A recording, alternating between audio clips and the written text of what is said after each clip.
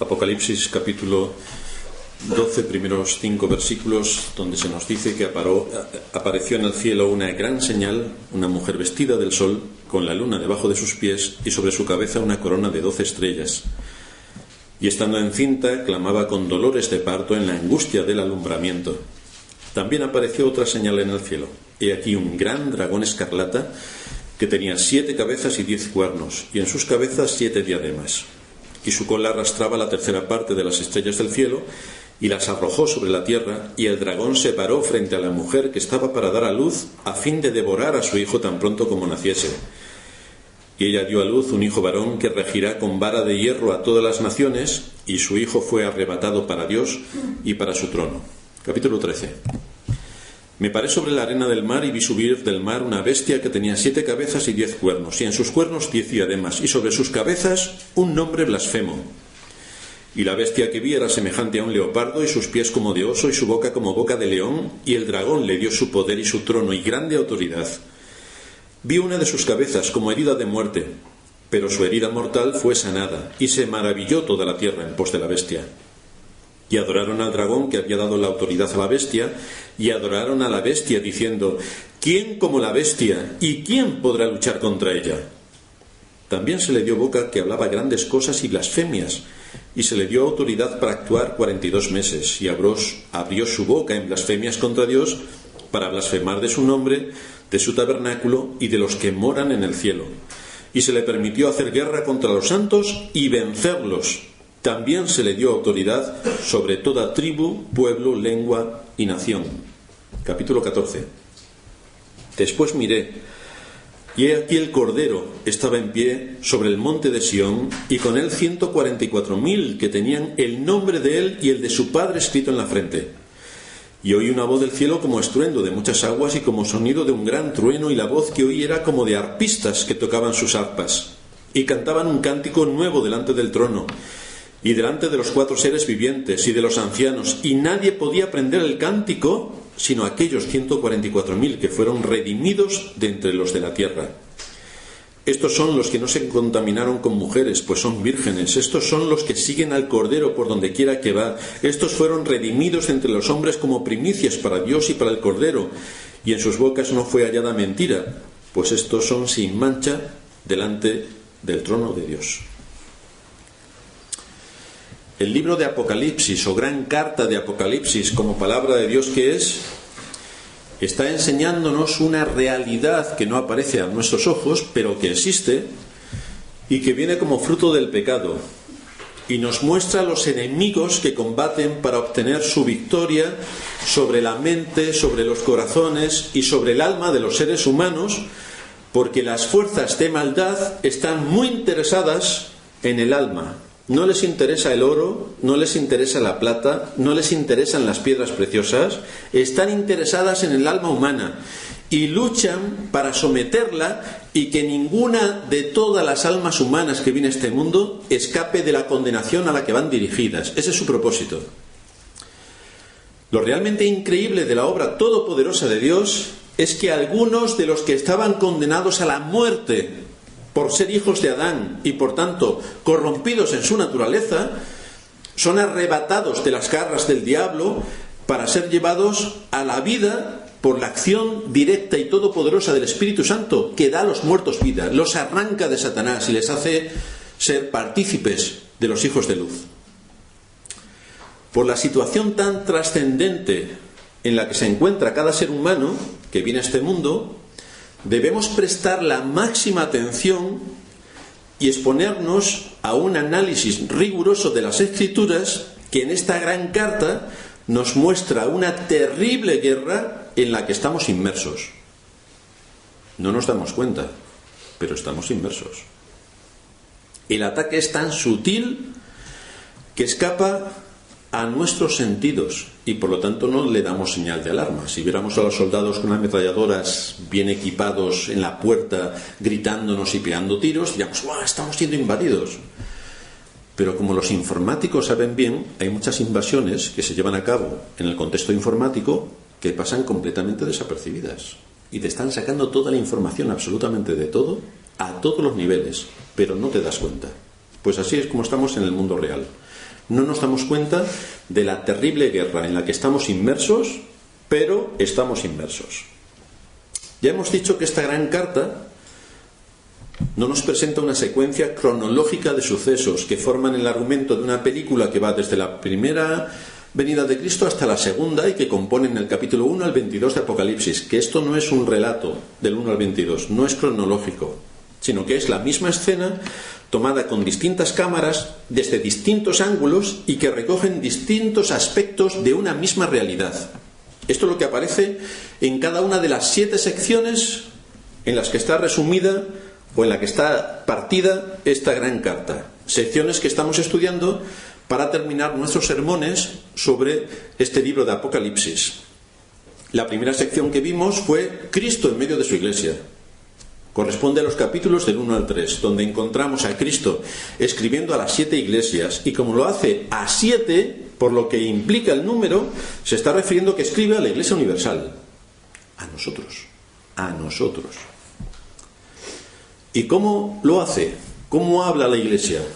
Pues los medios que Él ha establecido, los medios de gracia que Él ha establecido son los pastores, son los que nos tienen que alimentar y nos tienen que promover en el conocimiento de Dios y de las Sagradas Escrituras. La segunda sección corresponde a los capítulos 4 al 7, que titulamos Como Dios sentado en su trono. Dios sentado en su trono. Y en esa sección vimos lo que ocurre mientras que el Evangelio es predicado con la simbología de aquellos 4 jinetes. El primero, el caballo blanco que lleva el Evangelio, y luego todos los que demás le siguen, que corrompen todo lo que el Evangelio va creando. Encontramos a la Iglesia con serias dificultades, pero allí se nos aseguraba que ninguno de los redimidos, ninguno de los llamados por Cristo se perderá, ninguno. Los nombres de los creyentes están inscritos en el libro de la vida, están sellados por el Espíritu Santo, y en Cristo están seguros, porque Cristo los guarda. La siguiente sección que vimos, que está compuesta por los capítulos del 8 al 11, y allí estudiábamos los juicios de Dios, es lo que veíamos la semana pasada. Encontramos que los juicios de Dios recaen sobre aquellos que rechazan su palabra. Estos juicios son el cumplimiento de las amenazas que Dios ha estado enviando a los hombres en medio de las distintas situaciones que han tenido que vivir en este mundo, donde no han querido escuchar su palabra, donde han despreciado a sus ministros, donde han perseguido a su pueblo, donde a través de las oraciones de los santos han venido guerras, terremotos, pestes, plagas. Las oraciones de los santos traen consigo juicios de Dios. Ahora llegamos a una nueva sección que abarca los capítulos 12 al 14 y donde encontramos un ataque infernal. Al iniciar el capítulo 12 vemos 3 protagonistas: una mujer, un gran dragón y el hijo varón de la mujer. Cuando estudiábamos todos estos textos veíamos que la mujer simboliza la iglesia, una iglesia redimida. De ahí es los adornos que tiene. Apareció en el cielo una gran señal, una mujer vestida del sol, con la luna debajo de sus pies y sobre su cabeza una corona de 12 estrellas. La iglesia radiante, sin mancha ni arruga ni cosa semejante, recibida en los cielos por Cristo. El dragón que se nos menciona nos quiere transmitir la idea de un animal feroz, sanguinario y cruel, un dragón. Su color era escarlata, es decir, rojo intenso, y además con muchas cabezas y con gran cantidad de cuernos, y tenía poder, según nos dice el texto, para arrastrar a las estrellas del cielo. Simbólicamente tenía un poder descomunal. No olvidemos que estamos hablando de forma simbólica, tenemos que interpretarlo simbólicamente. ¿Qué pretendía este gran dragón con tanto poder? Pues pretendía una sola cosa: estaba pendiente de la mujer y estaba especialmente preparado para matar al hijo que diera a luz esta mujer. Este hijo que nacería sería el soberano sobre todas las naciones de la tierra. De ahí el interés de este terrible dragón, para acabar con la vida de aquel que iba a ocupar el máximo gobierno sobre toda la creación, Cristo. Sin embargo, el niño nació y el dragón no pudo cumplir su propósito, sino que el niño, nos dice el texto, fue preservado para Dios y para su trono. De manera que esta sección nos dirige otra vez a la historia del mundo que va entre la primera venida de Cristo y la segunda venida de Cristo. Es un mensaje para nosotros como iglesia, para que sepamos ¿Qué es lo que está ocurriendo en el mundo? ¿Qué es lo que está ocurriendo? Es la primera venida de Cristo, es en la primera venida de Cristo donde arranca el relato para decirnos dónde se inicia esta lucha espiritual de Dios y de la Iglesia contra los seres espirituales de maldad que están en el contexto del mundo en el que vivimos. Son fuerzas que están operando, pero nosotros no podemos verlas. Sin embargo, si analizamos bien la historia, podemos entrever cómo Satanás ha intentado siempre acabar con la simiente de la mujer. Al llegar Cristo, Satanás usó toda su argucia para destruirle.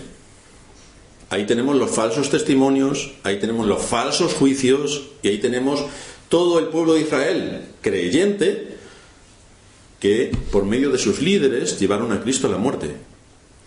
Sin embargo, el día en el que parecía que había sido cumplido el propósito de Satanás porque clavó a Cristo en la cruz y lo dejó solo, resultó el día de su más terrible derrota, porque ese día Cristo, al entregar su cuerpo en expiación por el pecado, cumplió exactamente lo que Dios había establecido. De manera que Satanás, pensando que había destruido al autor de la vida, realmente fue destruido con la muerte de Cristo. Un libro muy interesante que muchos de vosotros habéis leído, de John Owen, es La muerte de la muerte en la muerte de Cristo, que es espectacularmente interesante leerlo para ver cómo Cristo en la cruz mató realmente a Satanás. Con este resultado contrario a sus propósitos, Satanás ha volcado toda su ira y todo su poder y toda su furia contra la mujer que había dado a luz al Hijo, es decir, contra la Iglesia. Las diferentes cabezas y cuernos con que se nos describe en el versículo 3 es la diversa forma que tiene de atacar a la Iglesia. Nos dice el texto que apareció un gran dragón escarlata que tenía 7 cabezas y 10 cuernos. 7 cabezas, el número completo para llevar a cabo un ataque frontal. 10, el número de lo completo, que se refiere a todo lo que tiene que ver con el hombre. 10, el hombre completo. Y en su cabeza 7 diademas. Esto nos da idea de que Satanás y su poder destructor se va a ir adaptando coherentemente con su propósito a lo largo de los siglos para camuflarse en las modas de pensamiento de los hombres y acabar, objetivo número 1, con el testimonio del Evangelio, acabar, objetivo número 2, con Cristo y su palabra, y acabar, objetivo número 3, con la Iglesia. Unas veces ataca a la Iglesia por medio de una persecución. Los primeros siglos de la historia de la Iglesia nos muestran esto, de qué manera tan terrible Juan Nos y sus documentos, y cuando leemos la historia de los primeros siglos, es realmente escalofriante lo que allí se nos está contando de las persecuciones. Unas veces ataca por medio de persecuciones, porque eso es lo que el entorno da de sí, pero otras veces lo hace desde la tolerancia. Nosotros somos tan tolerantes que si viene aquí alguien para hablarnos de cómo ha dejado de fumar, estaremos encantados de cederle el púlpito para que nos enseñe cómo ha dejado de fumar. Y la palabra de Dios se va, porque no vamos a escucharle el testimonio de alguien que ha dejado de fumar. Y no hay predicación, es el testimonio. Otras veces lo hace por medio de la religión falsa. Ahí tenemos la Iglesia de Roma, la más falsa de las religiones. Tan tranquilos.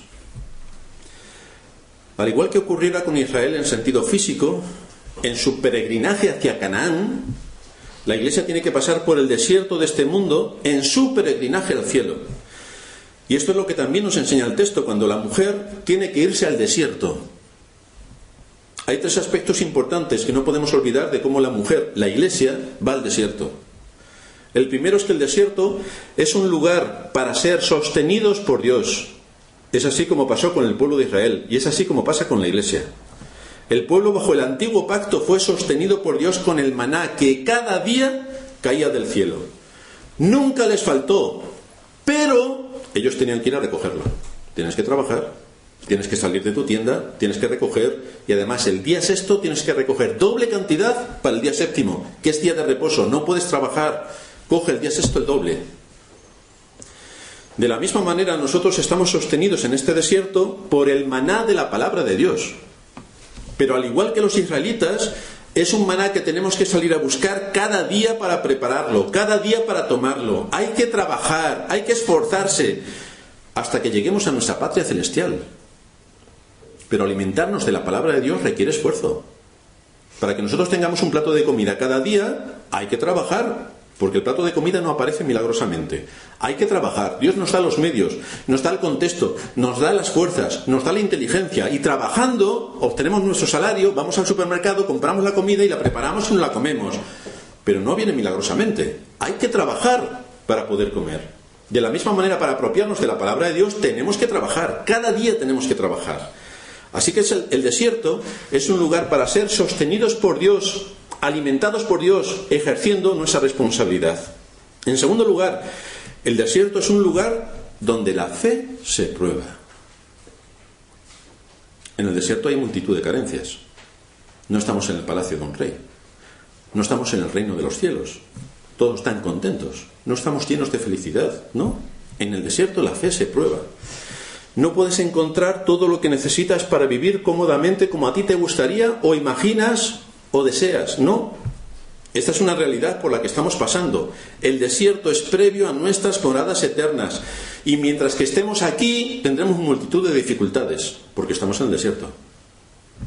Debemos ser conscientes de esta realidad y asumirla para no caer en la frustración o en la desesperación porque todo no me sale de color rosa. No, es que no te va a salir nunca, porque no estamos en el cielo, estamos en la tierra.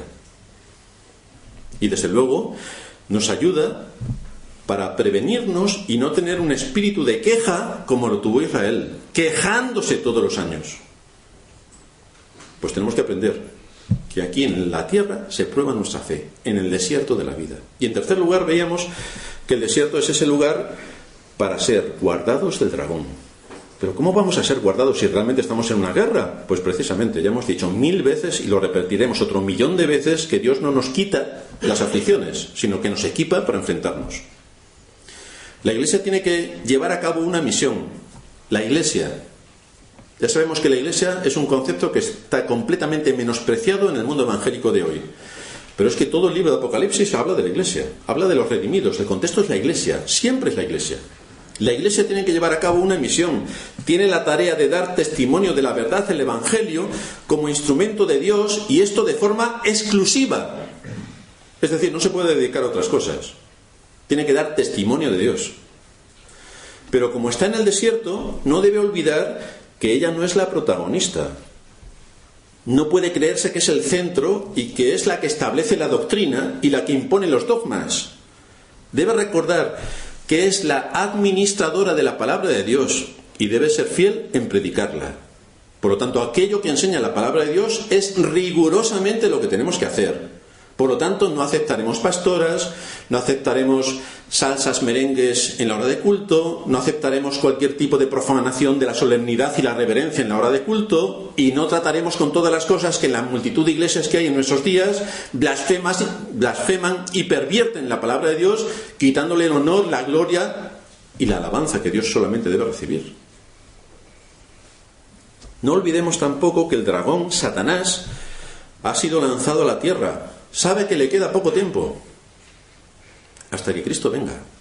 Ha sido derrotado por Cristo en la cruz, pero tiene un tesón increíble en trabajar duramente para corromper la Iglesia. Ese es su propósito, corromper la Iglesia. Vemos que tiene un éxito grande, porque tanto en el texto de Daniel como en el texto de Apocalipsis se nos dice que pelea y vence, es decir, pulveriza a los que se llaman creyentes, y así podemos ver las grandes iglesias. Cuando llegamos al capítulo 13 encontramos no ya una bestia, que era el dragón con todo lo que eso supone, es decir, Satanás, y su propósito específico y personal de acabar con la iglesia, que es su principal objetivo, sino que se nos abre un poco más la escena. La misma escena, pero se amplía. Y entonces vemos a dos bestias, una que sube del mar y otra que sube de la tierra, cuyo simbolismo, siempre hablamos en aspectos simbólicos, nos indica que son los dos brazos armados de Satanás para envolver en el engaño y en la corrupción a los habitantes del mundo.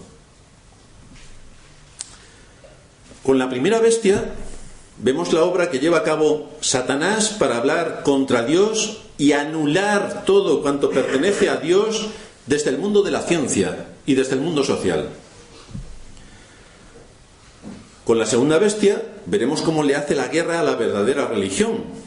Es decir, no solamente que persigue a la verdadera religión, sino que plantea una batalla estratégica en toda regla contra los redimidos de Cristo, contra los principios fundamentales de la Escritura, y puede vencerlos. Así que desde los distintos estamentos sociales, educativos, económicos y políticos hay una estrategia definida para acabar con Dios y con su palabra. Este poder simbolizado en esta bestia ejerce un gran dominio sobre todos los hombres de la tierra. Se le ha dado poder y autoridad sobre todos los pueblos, naciones y lenguas y tribus. Domina absolutamente todo. Es un poder que Dios le ha concedido. El hombre no adorará a Dios, pero como su corazón es adorador, adorará el dinero, adorará la fama, adorará la ciencia, adorará la música, adorará cualquier cosa aparte de Dios. Por eso Dios les envía un poder engañoso para que crean a la mentira aquellos que no quisieron creer la verdad. ¿No quieres creer la verdad? Toma, cree en la mentira. Y ahí sí que creen. Tú les predicas el Evangelio, les hablas con rigor de la palabra de Dios, les expones con fervor el mensaje de la salvación y su condenación eterna, y nos juntamos 4. Si estuviéramos cantando salsa, repartiendo cacahuetes, Coca-Colas y un jamón sorteado a la finalización del culto, estaríamos 10.000. Creen a la mentira, pero no quieren creer la verdad.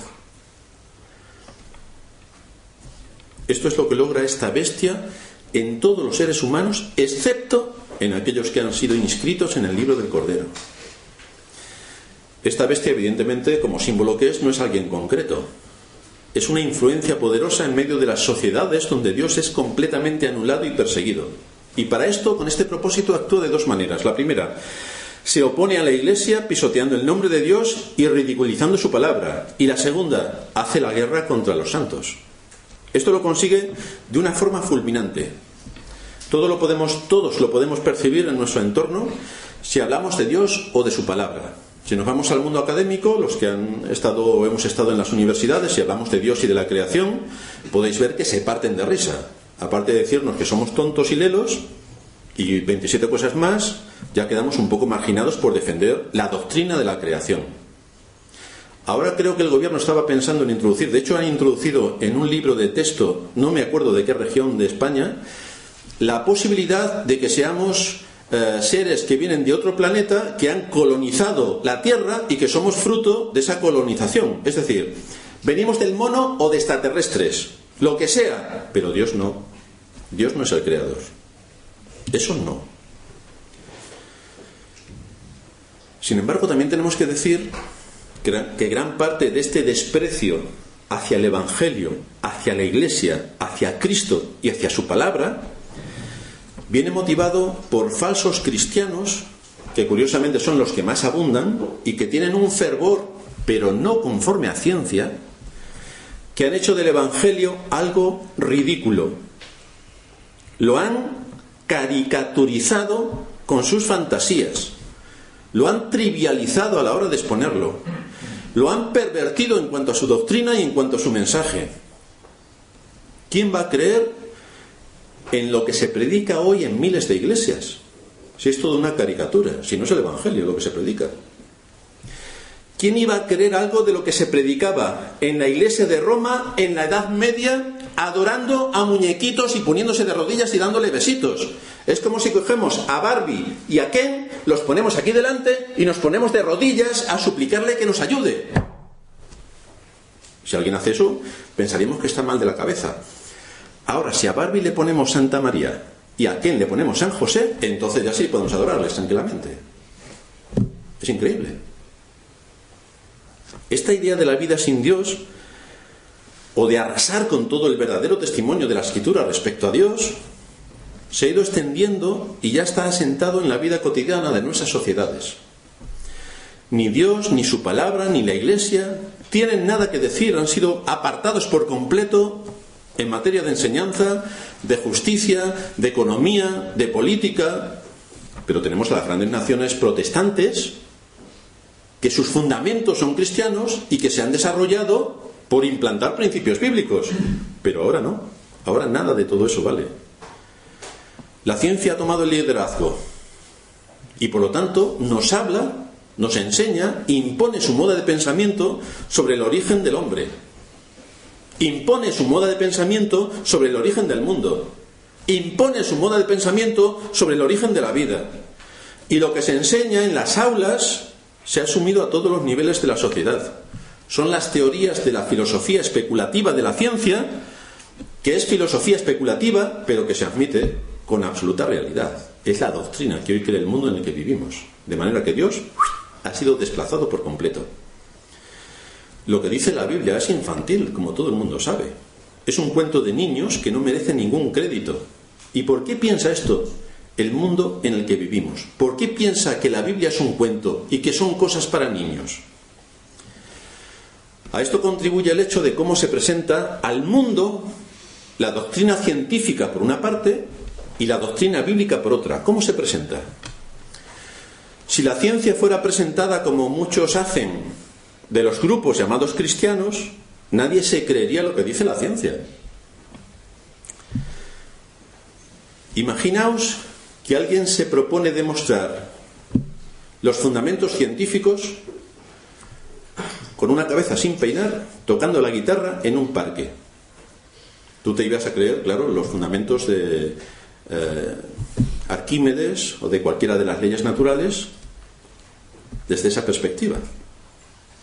Con una guitarra cantándote en un parque, te pueden contar también la teoría de la evolución. Nadie se creería la teoría de la evolución si lo hacen exponiéndolo con una guitarra tocando en un parque, con cara de poseso, o más aún gritando a la salida del metro a la gente que llega tarde al trabajo, gritándole sobre la teoría de la evolución para que crean que venimos del mono. O mejor aún, subido en una caja de cerveza diciendo que efectivamente la teoría de la evolución dice que venimos del mono. ¿Quién se va a creer eso? Desde esa perspectiva.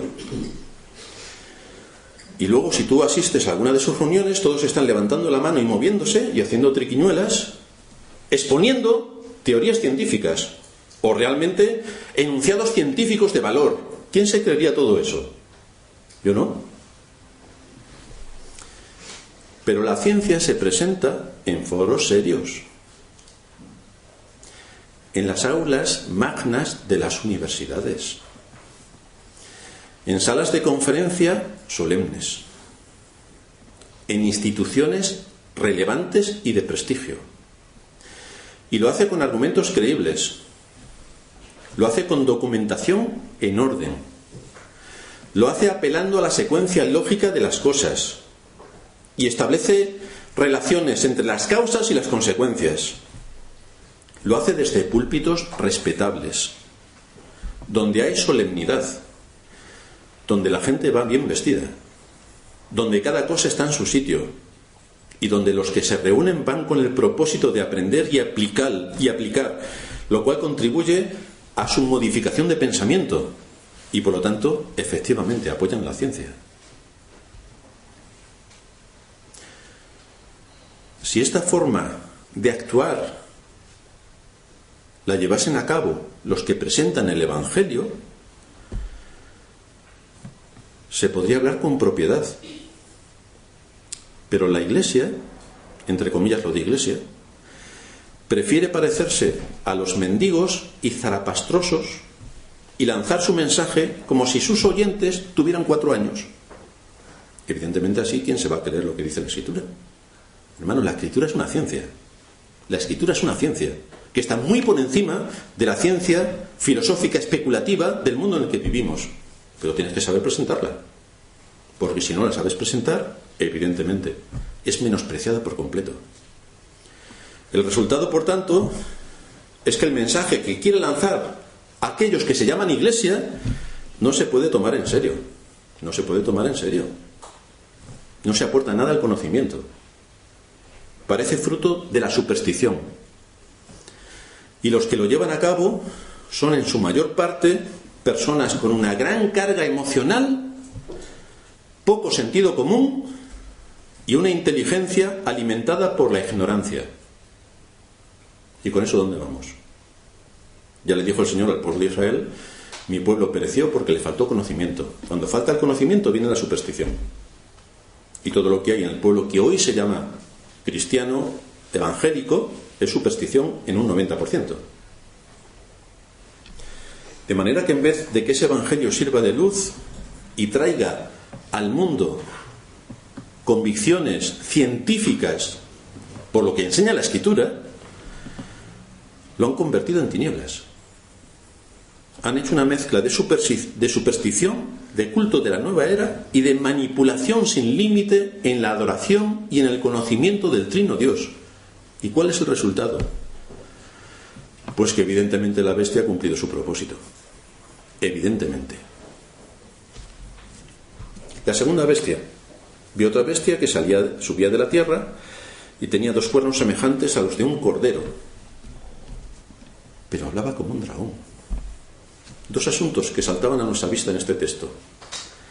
Esta bestia tenía 2 cuernos semejantes a los de un cordero. Un corderito. Un cordero. Pero es una bestia que viene para engañar.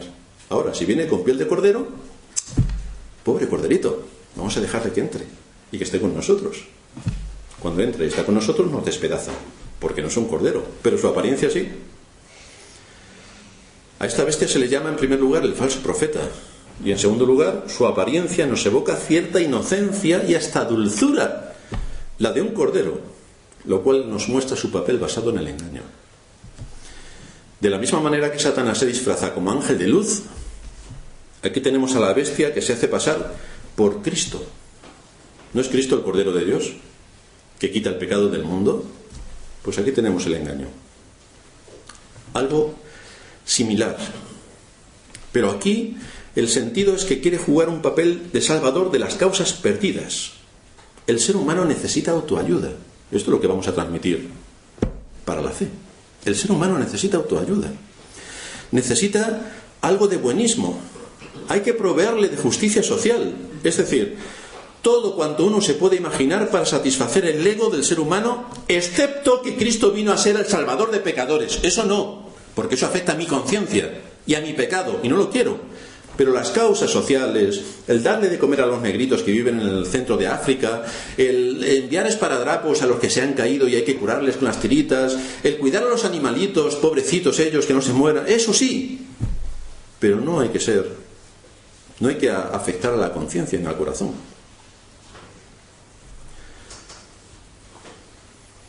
La salvación no interesa. La salvación no interesa. Pero las causas sociales, eso sí. ¿Os habéis dado cuenta de qué es lo que hacen las iglesias? No se dedican a la salvación, se dedican a las causas sociales, que es lo que anuncia esta segunda bestia. Las causas sociales. De manera que en vez de que la iglesia predique el evangelio, que nos libra de la condenación eterna, que es algo segurísimo por el que todos vamos a pasar la muerte, y después ¿qué? Pues no, hay causas sociales que defender. Hay un buenismo que practicar. Hay una doctrina social que proclamar. Hay un mensaje para la carne, convertirnos en una ONG que le dé de comer a aquellos que pasan hambre. Eso sí es lo que tenemos que hacer. Sin embargo, todo esto es un engaño magistral que lleva a cabo esta segunda bestia. Pervertir el sentido de la iglesia y en vez de que sea columna y baluarte de la verdad, que se eleve como institución de la justicia social y de causas perdidas. Eso sí. Por lo tanto, lo que nos está anunciando esta gran carta es que la iglesia oficial no le interesa la Biblia en absoluto. La utilizan como excusa, pero no les interesa. Porque lo que la Biblia enseña no lo admiten. No lo admiten en absoluto. No admiten las doctrinas. No admiten el testimonio de Dios. Les interesa la moda de pensamiento de este mundo y de la época en la que nos ha tocado vivir. Y desde luego que cada uno actúe según su conveniencia y sus intereses. Pero no la enseñanza clara y precisa de la Escritura, eso no. Así que si la primera bestia representa la influencia política en las naciones, que tiene el propósito de anular por completo el nombre de Dios y actúa sobre las fuentes del conocimiento y de la sabiduría humana, La segunda bestia representa las influencias religiosas de este mundo, donde se corrompen las fuentes del conocimiento salvador. Una actúa a nivel político, social y económico, a nivel civil, y otra actúa a nivel religioso. Pero el objetivo es corromper las fuentes, corromperlas por completo. Y efectivamente lo logra. Se elimina a Dios de la vida cotidiana. Se promueve que el hombre solo piense en lo material. ¿Tú quieres ser feliz? Cómprate un BMW Serie 3. Serás el hombre más feliz del mundo. Esa es la felicidad del hombre. Que tenga la mal llamada ciencia como su religión, y desde luego que la verdadera religión quede completamente marginada por su alto contenido supersticioso e ignorante, que gracias a los falsos hermanos y a las falsas iglesias es lo que se promueve. Lo cual es un ataque terrible y siniestro por completo. Después de describir esta situación en el capítulo 14, se nos vuelve a fijar el tiempo del fin. ¿Veis, por lo tanto, que es que van seccionados? Porque todas las secciones nos muestran una secuencia de la realidad y acaban con la venida de Cristo. Y acaban con la venida de Cristo. Todas. Algo que ya hemos visto en las secciones anteriores. Por eso decimos que este libro no es cronológico, que va seccionado. 7 secciones nos muestran la realidad del mundo en el que vivimos, tomado con distintas cámaras, exponiéndonos cada cámara una realidad distinta. Y ahora se nos vuelve a exponer en el capítulo 14 una visión de los redimidos junto con el Cordero en el reino de los cielos. Nos da a entender que a pesar de ese gran poder engañoso que ha llevado a muchos a la incredulidad y a muchos a la destrucción, a pesar del gran mal que el dragón ha hecho sobre el mundo, no ha podido tocar a los elegidos. No ha podido. No ha podido. Al final, ahí está el Cordero con sus redimidos en la gloria. Se vuelven a dar las citas. 144.000 hombres y mujeres de toda tribu, lengua y nación, tomado de entre los judíos 12, los gentiles 12, multiplicado por 1.000. Gente de todo el mundo ha sido llamada por Dios a la salvación. De manera que esta es una visión celestial de la iglesia vencedora. Una iglesia que ha tenido que atravesar el valle de sombra y de muerte, que ha tenido que atravesar duras y serias presiones, que ha pasado por diversas tribulaciones y aflicciones, muchos de ellos persecución. Pero ahí están, llegaron a su patria celestial, llegaron. Y además triunfaron. Los poderes del infierno desatados contra los verdaderos creyentes no pudieron acabar con ellos, no pudieron. Todos triunfaron, fueron guardados por el poder de Dios, están reinando con Cristo, tienen la marca del Cordero y del Padre en sus frentes, están adorando a Dios con sus voces, están honrando al que vive por los siglos de los siglos.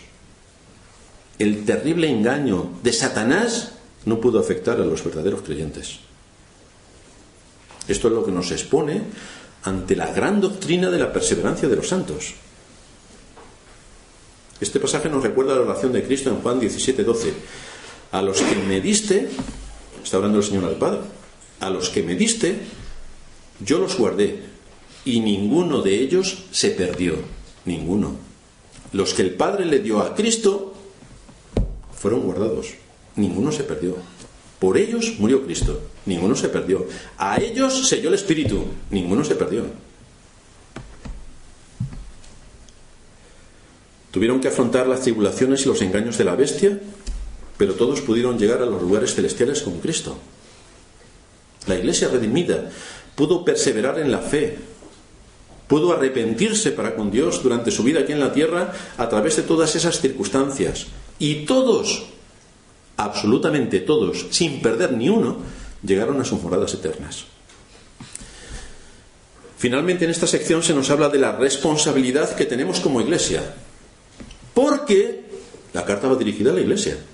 Tenemos que tener conciencia de iglesia. Somos iglesia.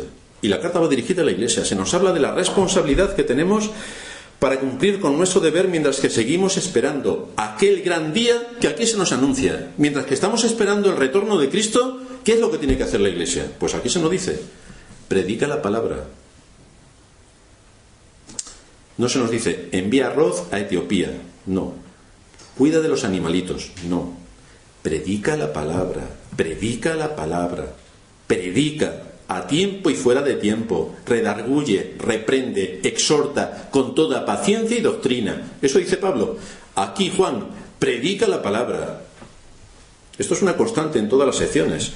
Y esto debemos recordarlo una vez más para que no pensemos en nosotros mismos a título individual como si solo yo, que yo soy creyente, puedo vivir aisladamente sin más, porque yo soy creyente. Pues no, hermano. Los creyentes se unen en una iglesia y Cristo habla a la iglesia. Evidentemente te habla a ti, pero esto es para la iglesia. Así que debemos pensar la importancia que Cristo y su palabra da a la iglesia y cómo todo se desarrolla en el contexto de la iglesia. En este capítulo 14 aparecen 3 mensajeros. El primero, versículos 6 y 7. Vi volar por en medio del cielo a otro ángel que tenía el evangelio eterno para predicarlo a los moradores de la tierra, a toda nación, tribu, lengua y pueblo. Es un mensaje de proclamación universal. El mensaje del evangelio debe ser anunciado a todo el mundo. Y decía a gran voz: temed a Dios y dadle gloria, porque la hora de su juicio ha llegado, y adorad a aquel que hizo el cielo y la tierra, el mar y las fuentes de las aguas. Vemos que se nos dice en qué estaba ocupado el mensajero. El tema es el evangelio eterno. Los destinatarios, los moradores de toda la tierra. Es un mensaje universal y así debe ser predicado el evangelio. Nosotros no sabemos a quiénes Dios va a llamar a la salvación, porque eso entra dentro de su propósito eterno que está oculto para nosotros. Pero sí sabemos cuál es nuestra responsabilidad. Predica el evangelio. Y eso es lo que nosotros tenemos que hacer como iglesia. Predica el evangelio. Tenemos que usar los recursos que Dios nos da en su palabra a la iglesia. Predica el evangelio desde la iglesia, con la iglesia y para el reino de Cristo. Desde la iglesia. El segundo mensajero, versículo 8.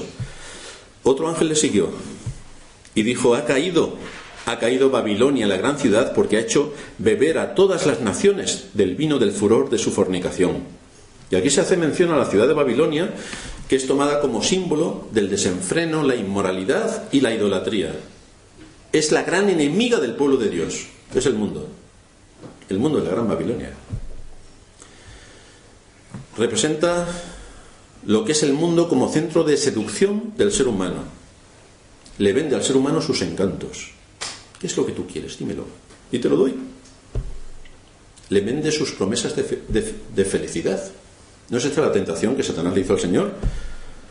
Si postrado me adoras, todos los reinos del mundo son tuyos. Dime lo que quieres, que yo te lo doy. Ponte de rodillas delante de mí y yo te doy todo lo que tú quieras. Y así nos tienta. ¿Tú qué quieres?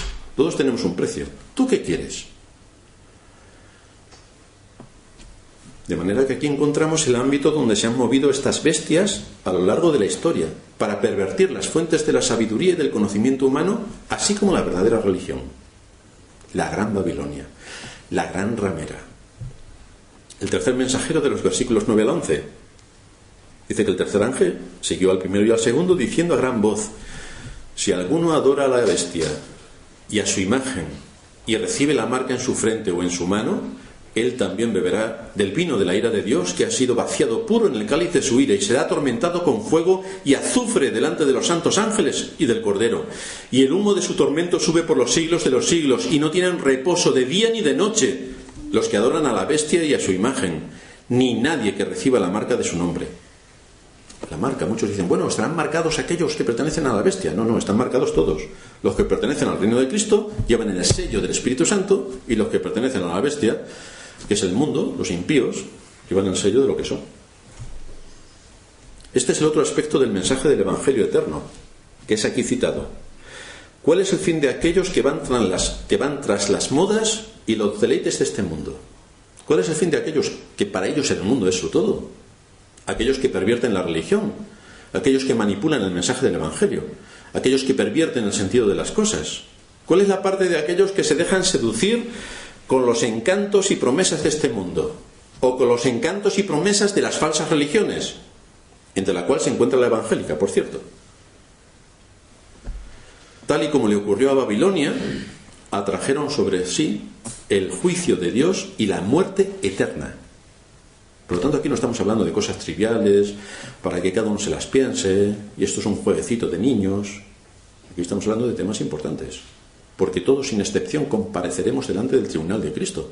El asunto es, ¿qué es lo que estoy pensando al respecto? Dice la Escritura que hay un día en el que Dios juzgará por Jesucristo a todos los hombres. Hay un día.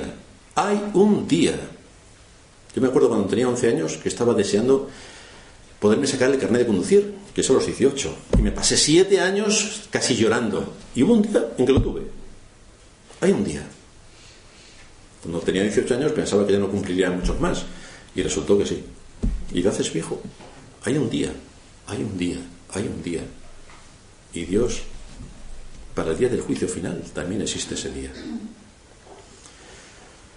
En este mundo los hombres pueden conocer algo de la ira de Dios cuando comprueban cómo Dios esconde su rostro de ellos, cuando deja que vengan los dolores, calamidades, amarguras, guerras, situaciones difíciles en la familia. Pero su ira aquí en la tierra siempre está mezclada con su misericordia. Siempre hay esperanza. Nos dice la Escritura que Él hace salir el sol sobre justos e injustos, cómo riega los campos con la lluvia, cómo proporciona tiempos de salud, de regocijo y de bien con los nuestros, en nuestro trabajo y con la obra de nuestras manos.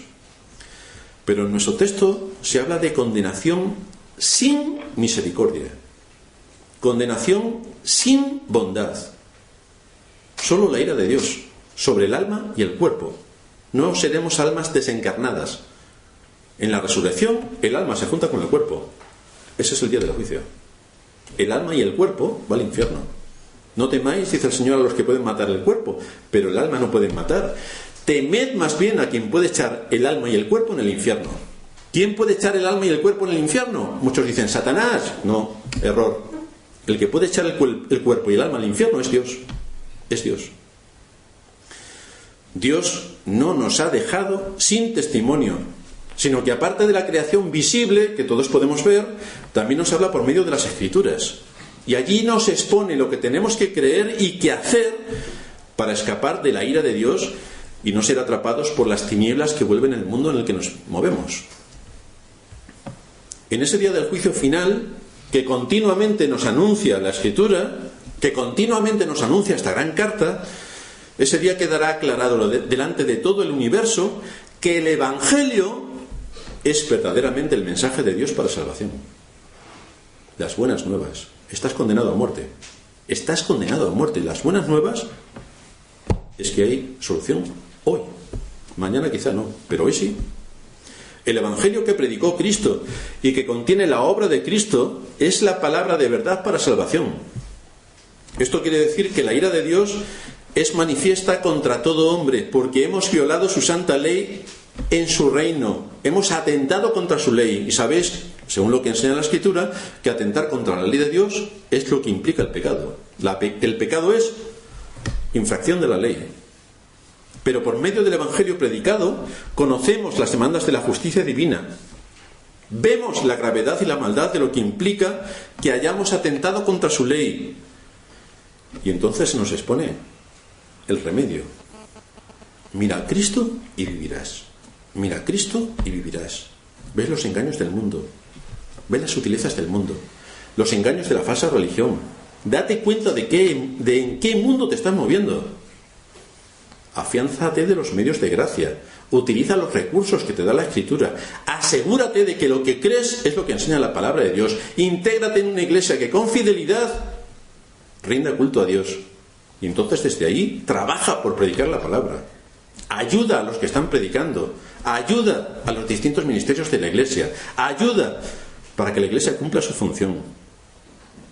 Hay grandes poderes que actúan en el mundo para arrancar el nombre de Dios y su palabra. Hay grandes presiones para manipular, corromper y pervertir tanto la sabiduría humana y el conocimiento científico como la ciencia bíblica, siendo como es la palabra de Dios viva y verdadera. Y a la vez se nos anuncia que quienes presten atención a todo ese sutil y terrible engaño de Satanás, tanto desde el mundo de la ciencia como desde el mundo de la falsa religión, acabarán completamente perdidos. Que esto es un asunto de vida o muerte. que no estamos pasando el tiempo, que es un asunto de vida o muerte. Pero aquellos a quienes Dios llamó por su gracia, que confían en Cristo como su Señor y por lo tanto le obedecen, y como su Salvador, por lo tanto se apropian de su sacrificio, estos no serán apartados de su mano. Estos que se someten a los medios de gracia, que usan los medios de gracia, que ponen sus recursos en el contexto de la iglesia donde Dios les ha puesto, estos no serán apartados. La pregunta final que nos queda es si estás dispuesto a sufrir penalidades como buen soldado de Jesucristo y a unirte a la iglesia en esta batalla. ¿Estás dispuesto? ¿Estás dispuesto? Pues esto es lo que cada uno de nosotros tiene que reflexionar. Terminamos en oración.